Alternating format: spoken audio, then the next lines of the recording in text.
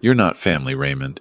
You're just the checkbook we tolerate." That's what my daughter-in-law said to me at Christmas dinner, in front of everyone, with a smile on her face like she'd just said something clever. My son sat next to her and said nothing. I set down my fork, folded my napkin, and replied with 7 words. "Then you won't need my checks anymore." I drove home. My phone started ringing before I reached the highway. By midnight, I had 63 missed calls.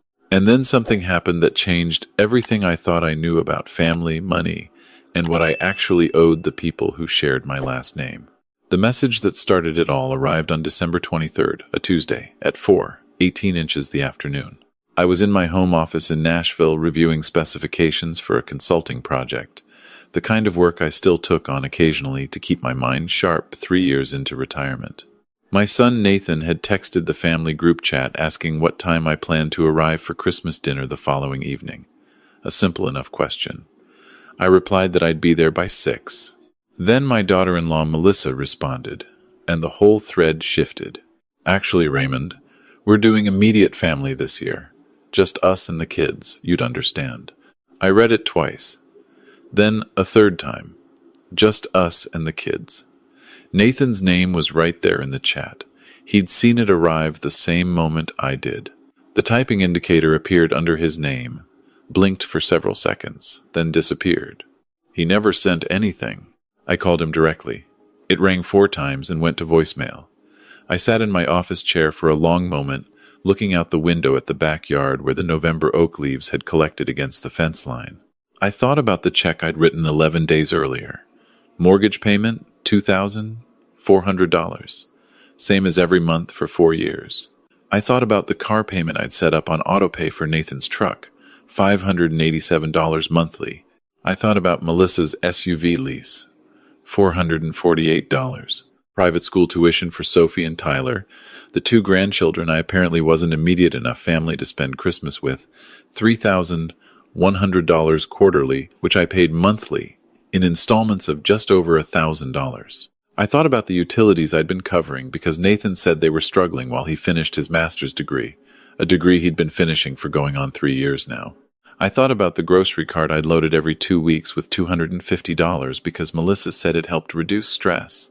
I pulled up my banking app, the recurring payments section loaded with the patient indifference of software that didn't care about the weight of what it was showing me. The total sat at $6,240 every month. My retirement savings funded an entire lifestyle for people who apparently tolerated me for access to it.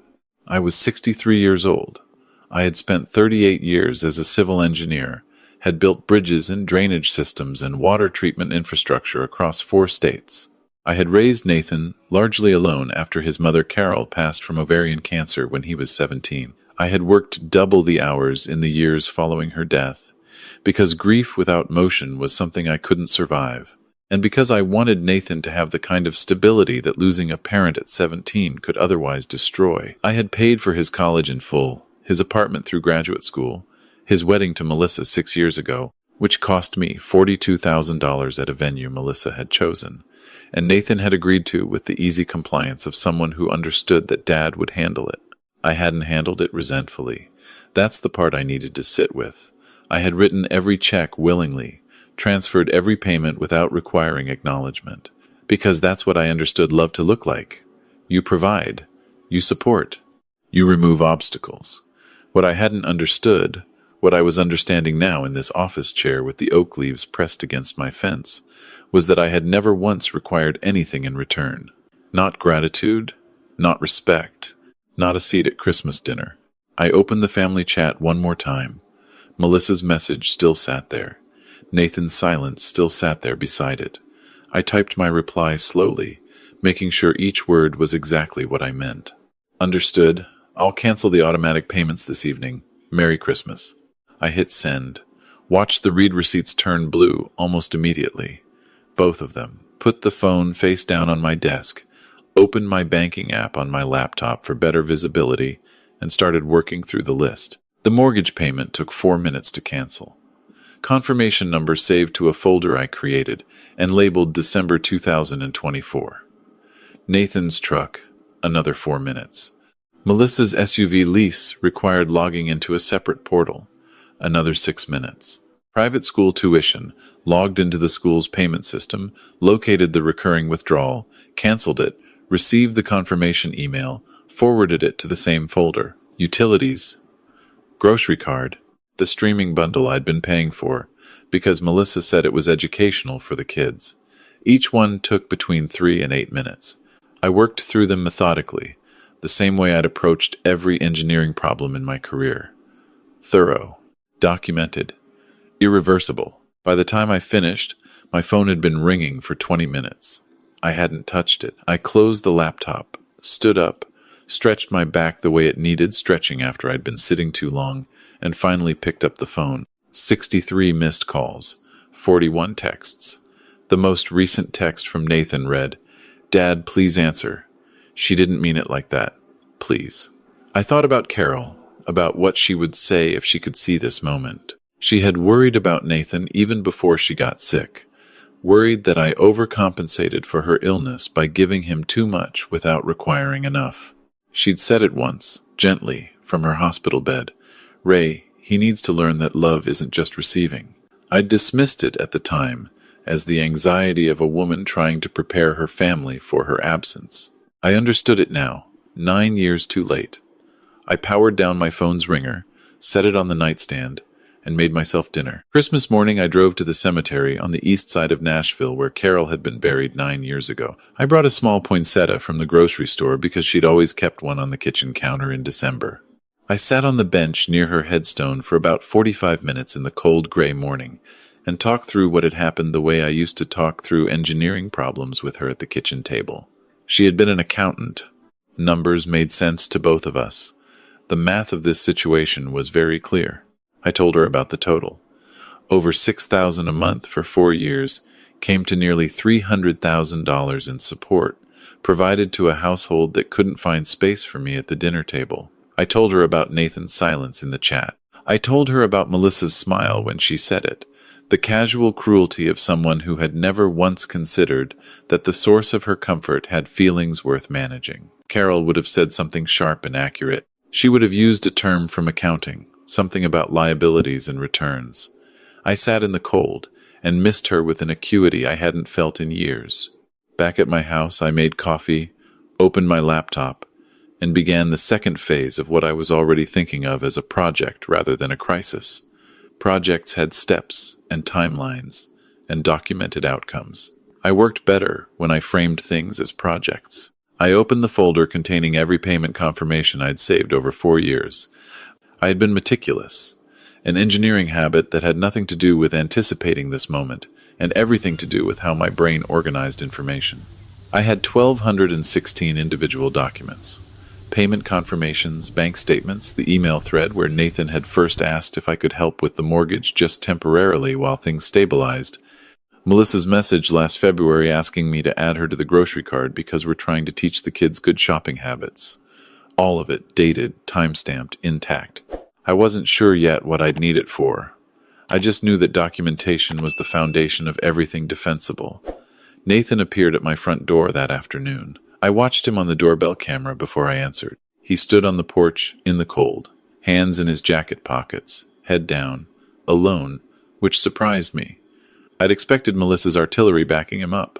I opened the door. He looked up and I could see he hadn't slept, the particular hollowness around his eyes that he'd inherited from me. "Dad." His voice broke on the single syllable. I should have said something in the chat. I saw her type it, and He stopped.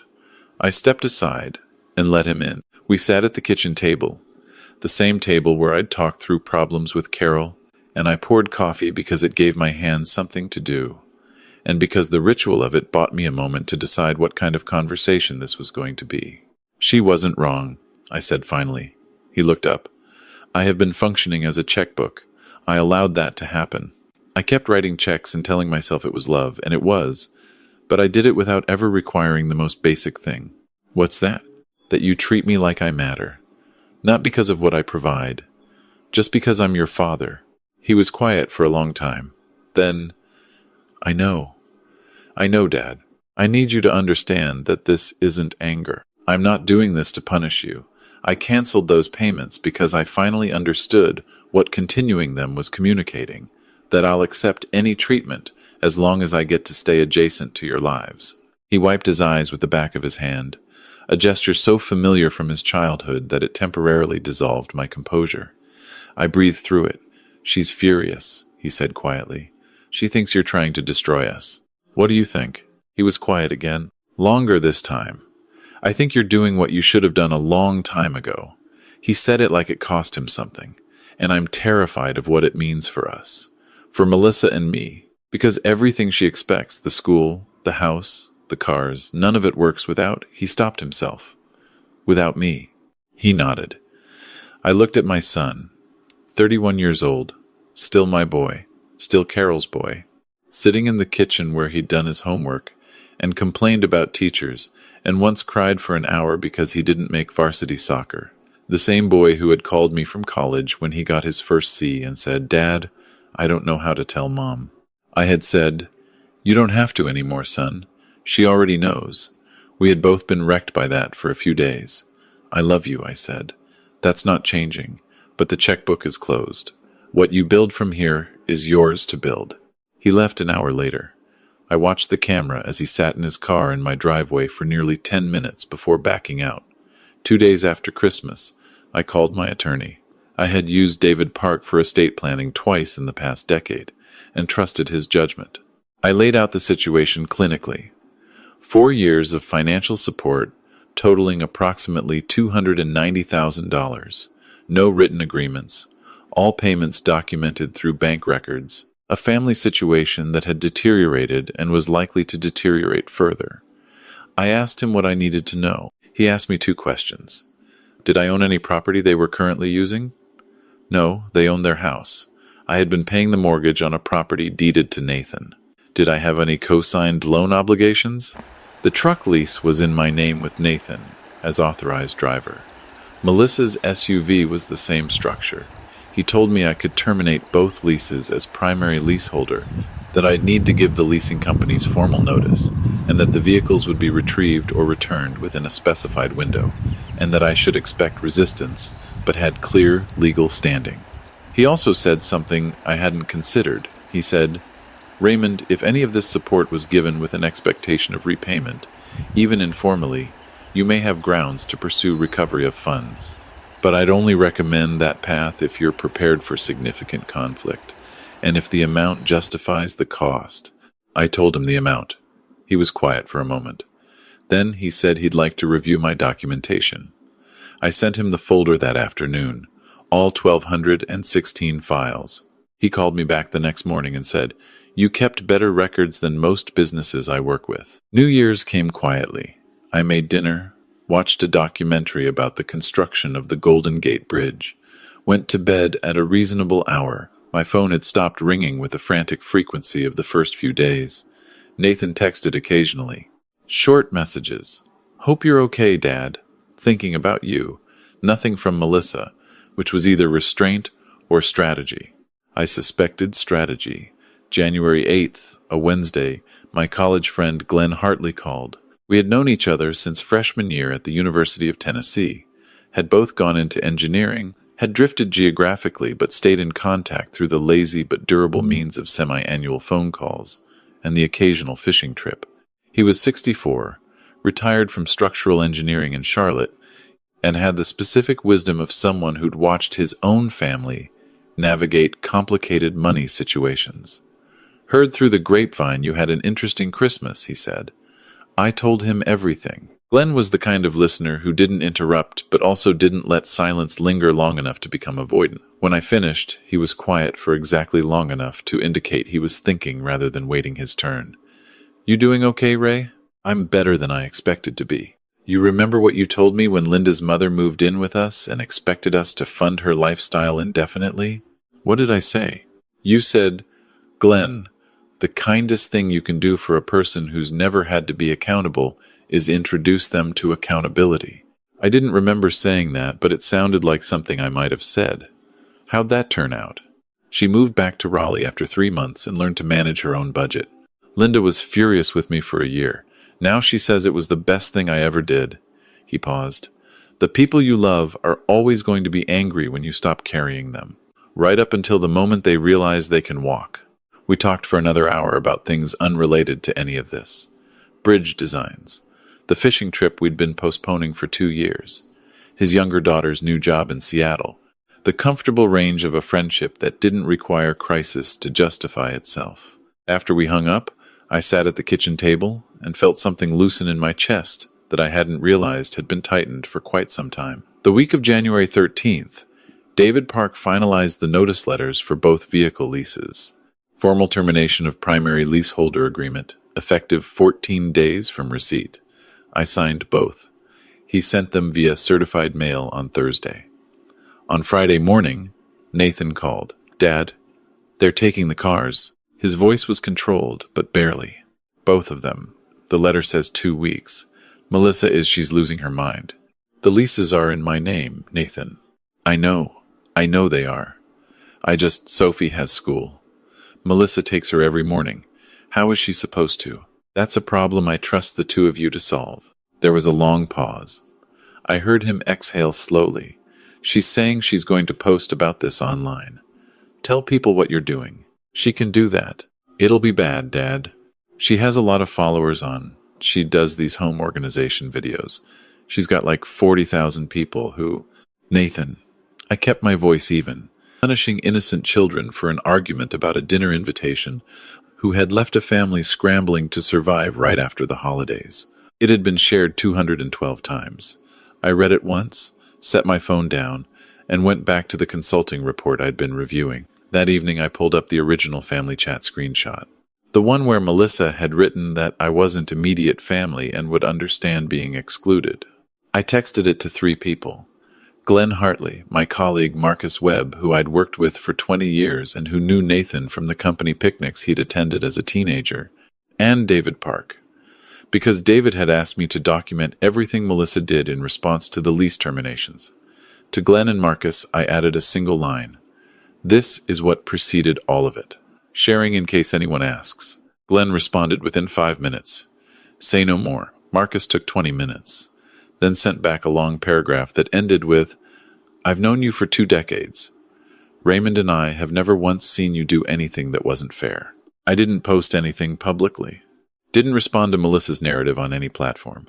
I had learned enough about how these situations worked to understand that the best rebuttal to a false story is the documented truth, shared quietly with the people whose opinion actually mattered, and patience, while the false story exhausted itself. By Tuesday, 3 people from Nathan and Melissa's social circle had reached out to me directly. Not to condemn me, but to ask if I was all right. One of them, a woman named Diane, who had been in Melissa's wedding party, sent me a message that said only, I've been watching how she talks about you for years. I'm sorry it took this long for people to see it. The week the vehicles were retrieved, I drove past Nathan's house on a Tuesday morning. I wasn't going there deliberately. I had a consulting meeting 2 miles away, and the route happened to pass their street. I slowed as I went by. The driveway was empty, both cars gone. Through the front window, I could see the blue light of a television. The house looked ordinary, not destroyed, not in ruins. Just a house where people were figuring out how to live without things they'd been handed. I drove to my meeting. The hardest part came on February 3rd. I was at my desk when my phone chimed with a text from a number I didn't recognize. The message was a photo. Sophie and Tyler, sitting on what looked like Nathan's couch, both in pajamas. Sophie had her arm around Tyler. The caption Melissa had typed beneath it read, "They keep asking where Grandpa is. They don't understand why you abandoned them." I put the phone face down. I sat with that for a long time. The particular pain of seeing those 2 faces, knowing they were being positioned in front of a camera and told to look sad, knowing that Melissa understood exactly which nerve she was touching because she had watched me interact with Sophie and Tyler for 6 years and knew precisely how much I loved them.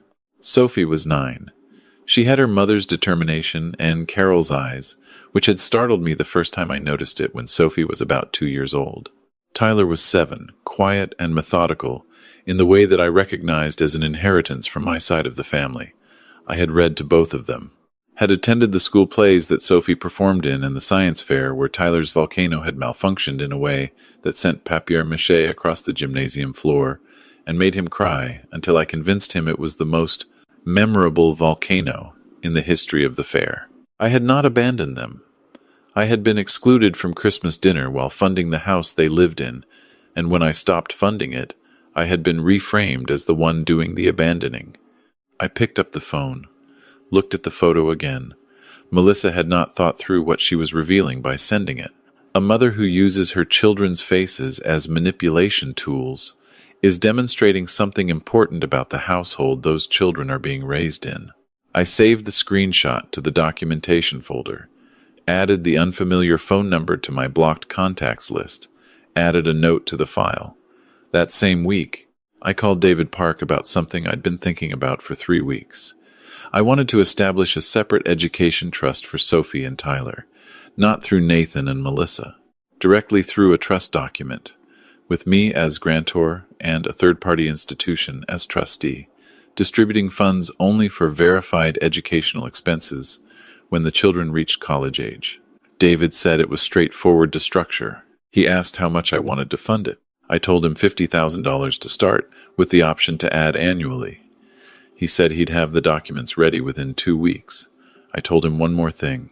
I asked him to ensure the trust was structured, so that Nathan and Melissa had no access to the funds and could not redirect them for any other purpose.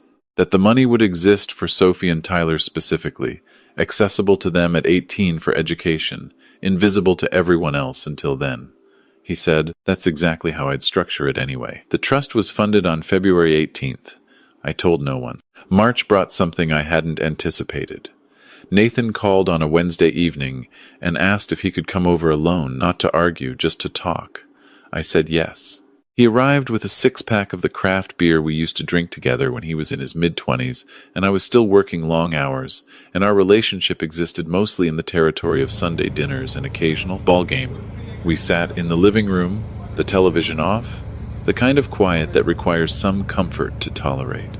She and I are not doing well, he said. He turned the beer bottle in his hands. I think we haven't been doing well for longer than I admitted. I waited. I keep thinking about what you said, about writing checks and calling it love. He looked up. I did that too. I let her manage everything because it was easier. I let her handle the money and the social stuff and the way she talked to you, because disagreeing with her was exhausting, and agreeing was... He stopped. I was a coward. Dad, you were conflict avoidant. There's a difference. Is there? One is a character flaw you can work on. The other is a moral failure you have to account for.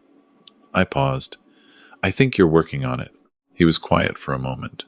She told the kids that you chose to leave. Not that any of this happened, just that you chose to leave. His jaw tightened.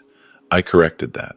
I sat them down and told them that wasn't true, that it was complicated, that Grandpa loves them and nothing about this was their fault. I felt something ease in my chest.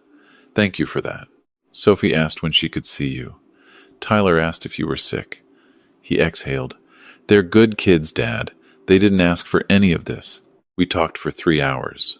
Not about Melissa or money or what came next in any legal sense, just about Nathan, about the version of him that had existed before he'd learned that life's complications could be dissolved with a phone call to his father. He talked about his job, which he'd always been decent at but never committed to, about the degree he'd been deferring, completing, about an idea he'd had for a small engineering consulting business of his own that he'd dismissed because Melissa said the startup risk was irresponsible.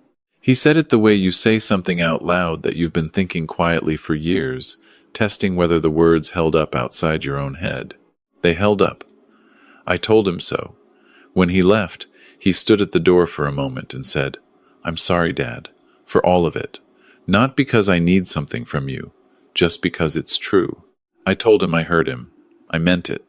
The end of March, I got a call from a number I didn't recognize. A woman's voice, composed but with an edge of managed distress underneath it. She introduced herself as Karen, Melissa's mother, calling from Phoenix. She said she wanted me to know that she hadn't been aware of the full situation and that when she had learned the details, she had not been proud of her daughter. I didn't say much. Let her talk. She said Melissa had told her that I'd cut off all support without cause, that she'd been blindsided. Karen said she'd asked to see the family chat. Melissa had refused. She said that refusal told her everything she needed to know. I raised her to have manners, Karen said quietly. I don't know where this sense of entitlement came from. I'm embarrassed by it. I told her she didn't need to apologize for her daughter's choices. She said she wasn't calling to apologize as much as to make sure I understood that not everyone in Melissa's family thought what she'd done was acceptable. We talked for 20 minutes. By the end of it, I had a clearer picture of who Melissa had always been and how Nathan had been drawn into that orbit. Karen was a direct woman who didn't dress things up. Before we hung up, she said, Sophie and Tyler deserve better than what's happening to them. I hope this finds a better shape. I told her I hoped the same thing. April. The mortgage on Nathan's house had now been missed for 4 months. I knew from David that Nathan had contacted the bank and been working with them on a modification, that he'd picked up additional project work, that he was managing. Not comfortably, but managing. The private school tuition had lapsed after January. Sophie and Tyler had been enrolled in the public elementary school 3 miles from their house. Nathan had texted me about it, matter-of-factly, as though reporting a project milestone. Kids are adjusting well. Sophie made a friend already. Tyler likes his teacher. I had texted back, Good. They're resilient. He'd replied, They get it from their grandfather. I'd sat with that for a moment before putting the phone away. The police call came on April 22nd. A Detective Harmon from Metro Nashville called and identified himself politely. He said a complaint had been filed alleging financial elder abuse. My name as the alleged victim, my son's household as the source of the complaint. He read me the specific allegation, that I had been coerced into making large financial transfers through psychological manipulation and was being financially exploited. I kept my voice steady. I told Detective Harmon I had retained legal counsel and would have my attorney contact him with documentation. I ended the call and immediately called David Park. David was quiet for a moment. Then he said, She filed a complaint claiming you were the victim to make you the subject of an investigation. It's designed to create a paper trail that makes you look like either a confused elderly man or someone under scrutiny. What do? We send him everything. Every payment confirmation, every bank record, every communication. We demonstrate that all transfers were made willingly, competently, and with full documentation by a 63-year-old licensed professional engineer with no cognitive impairment. This collapses within a week. It collapsed in 6 days. Detective Harmon called back, apologized for the inconvenience, confirmed the complaint had been closed as unfounded. He was professional and gave nothing away, but the call was brief enough that I understood the documentation had been straightforwardly decisive. David called me an hour later. She didn't understand what she was doing. Filing a false complaint creates a record of her own bad faith that is now part of the official documentation. If she tries anything further, this makes her look worse, not better. I asked him about what happened next. He said the natural momentum of consequences was doing its work without me having to push anything. He recommended I focus on my own life and let the situation find its level. I took that advice seriously. May arrived warm and genuinely pleasant. Nashville in early spring was one of the reasons I had stayed here after Carol died, when I could have moved anywhere. I had taken on a larger consulting project for a county infrastructure review, something that required genuine engagement and got me out of the house 3 days a week. I had lunch with Glenn when he drove up from Charlotte for a long weekend. We went to a restaurant near the river and talked for 3 hours and only spent about 20 minutes of it on the family situation. He asked how I was sleeping. I told him better than I had in years. When did you stop sleeping well? He asked. I thought about it. Sometime in the 2nd year of the payments, when I started waking up at 3 a.m, running calculations in my head. He nodded slowly. Bodies know before minds do. The call from Nathan that I hadn't anticipated came on a Thursday evening in June. He asked if he could bring the kids over on Saturday. He said it carefully, not as a bargaining tool or a manipulation, just as a question with genuine uncertainty about the answer. I said yes. They arrived at 10 a.m. Nathan hung back at the door while Sophie came in first. moving with the particular combination of restraint and barely suppressed energy that told me she'd been coached to be on her best behavior and was working hard at it. Tyler followed, staying close to Nathan's elbow. Both of them looked at me with the careful assessment of children who have been told that a relationship requires rebuilding and are approaching that task with the literal mindedness of people who don't yet understand that some things rebuild themselves if you leave them room. I had bought a board game the week before, space-themed, cooperative, age-appropriate. I set it up on the coffee table, and within 45 minutes we were all on the floor, and the carefulness was mostly gone, replaced by the normal texture of children negotiating rules and adults pretending to lose track of whose turn it was. At one point, Sophie looked up from the game board and said, "Daddy said you didn't leave because you don't love us." "That's right," I said. "He said it was complicated grown-up stuff." "That's also right." She considered this with the focused seriousness of a 9-year-old processing information she found insufficient. "Okay," she said finally, and moved her piece. Tyler waited until Sophie was occupied with her next turn, and then said very quietly, as though sharing a confidence, "I'm glad you're not sick." I looked at my grandson. "Me too, buddy." When they left that afternoon, Sophie hugged me at the door. Tyler waved from behind Nathan's leg, and then, at the last second, reached out and grabbed my hand for a moment before letting go. Nathan and I stood on the porch while the kids went to his car, a used sedan I'd noticed in the driveway, modest and practical, the kind of car you buy when you're managing your own budget for the first time. "Thank you," he said. "It was good to see them." He nodded. He started to say something else, stopped, then said, "Melissa filed for divorce. Last month." He said it matter-of-factly, not for sympathy, just as information. I think it was happening regardless.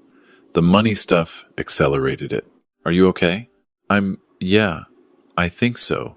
He looked out at the kids in the car. "I'm figuring out what I actually want, what I actually am without someone else managing everything." He paused. "It's uncomfortable, but it feels real." That was the most adult thing I'd heard Nathan say in years.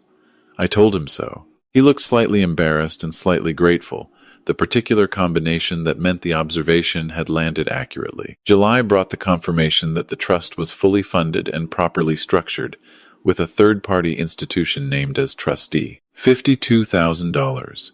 Invisible, safe, and entirely untouchable by anyone except Sophie and Tyler themselves when they reached the age and the academic need that would unlock it.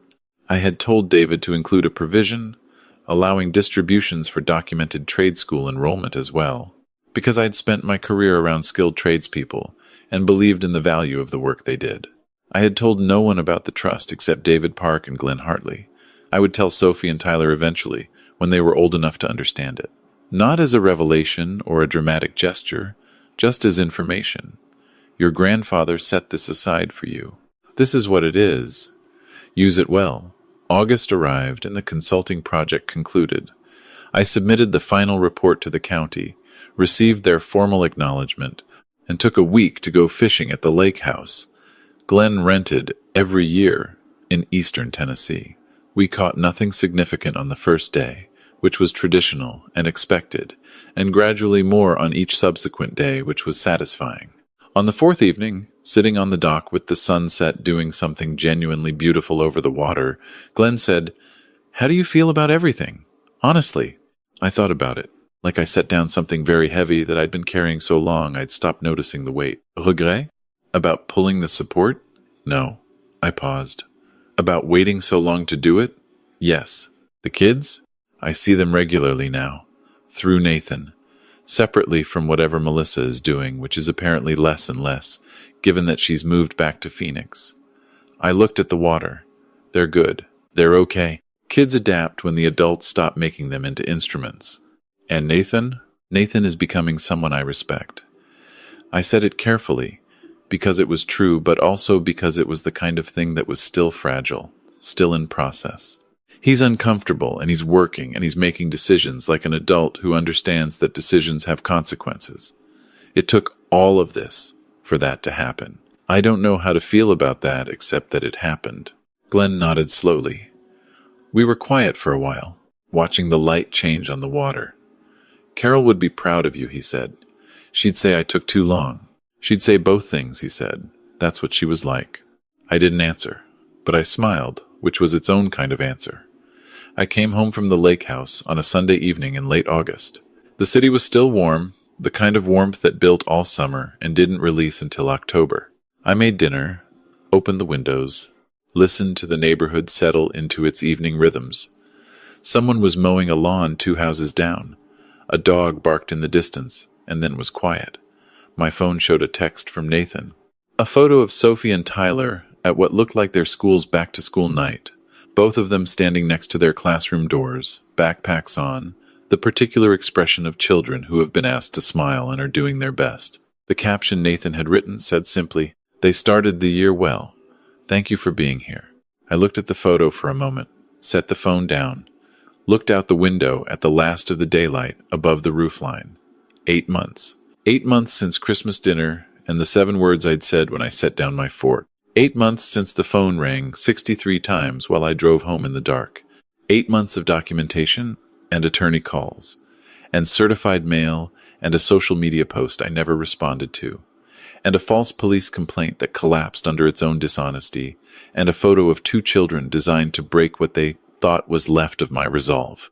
8 months of learning, again what I'd always known in my work, that structures built without proper load calculations eventually fail regardless of how long they've stood, and that the only honest response to a failing structure is to assess it accurately, document the damage, and build something sound in its place.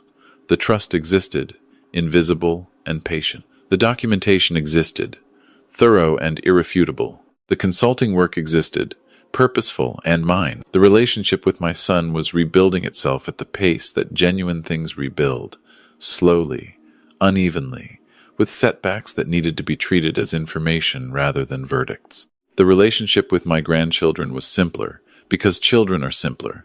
They needed presence and consistency, and a grandfather who showed up without conditions that I could provide. I was already providing it. I turned away from the window. The apartment was quiet, organized, exactly the size I needed. I made tea, turned on the radio to a station that played older jazz Carol had liked, sat at the kitchen table with the consulting invoice I needed to review before the morning. The work was clear. The numbers were clean. The future was mine to fund appropriately, without confusing obligation for love or money for meaning, or the silence of the people who took from me for the acceptance I'd been trying to buy. I opened the invoice, picked up my pen. Outside, the last of the summer evening settled into Nashville like it belonged there. I supposed it did, and so did I.